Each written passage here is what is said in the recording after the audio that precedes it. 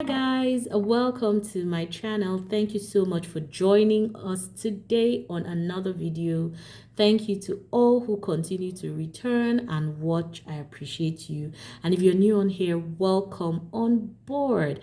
If you have not subscribed and you continue to watch my videos, please consider subscribing. It helps the channel grow. It helps me bring you more perfume content as well. So guys, today we'll be looking at Ameer Al Oud Intense. Okay, so this is from the house of Lattafa, and for me it's a new addition to my collection. It's supposed to be, from what I heard, it's supposed to be mirroring by the fireplace. I'm not sure if you know that perfume. It's from the house called Replica. So I mean, I haven't smelled by the fireplace, so I can't really make that comparison. I'm just going to be talking about this in the context in which I have used it. All right, so let's start just with the formal description of the notes in here, right? This has woody notes, argan wood, vanilla, sugar, sandalwood, and some herbal notes. What do I get from this? On first spray, I get a saffron type of note from this. And please, just to mention that the notes I'm reading are from Fragrantica. I know and I've heard that Fragrantica does not necessarily get the notes, especially for some of these Middle Eastern fragrances. They don't necessarily get it right all the time. So I'm just putting that out there. Anyway, this one is supposed to be a replica or it's supposed to be inspired by replicas by the fireplace, which is like a smoky perfume, right? But this one, to me, what I get on first spray is I would say, medicinal type of scent, which is similar to what I get from Baccarat Rouge 540. In fact, the first time I sprayed this transported me to the territory of Baccarat Rouge 540 immediately. That medicinal type of scent in the opening is exactly what I get with this. And it stays through the duration of that perfume. Okay, so I get it from the onset. It tapers down, in the dry down, but it remains there just hovering about. Now, what else do I get?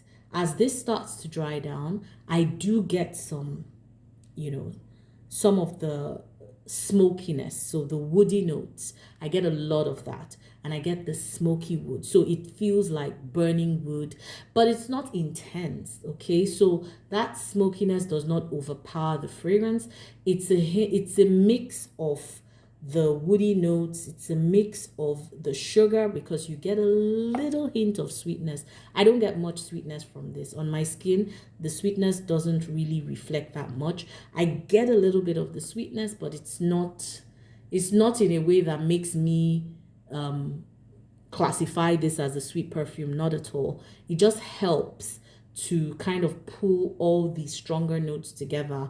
So, it sweetens the woods a bit, sweetens that medicinal note a bit. It does have vanilla, but to be honest, to me, I'm not getting a lot of vanilla from this. What I'm getting are more of the woods, the herbal notes, and the sugar, but that sugar is very minimal. That's what I get from this one. But if you know the smell of Baccarat Rouge 540, that's what you're going to get in the opening. Now, you also have to understand that there are people who don't get that medicinal scent from Baccarat Rouge.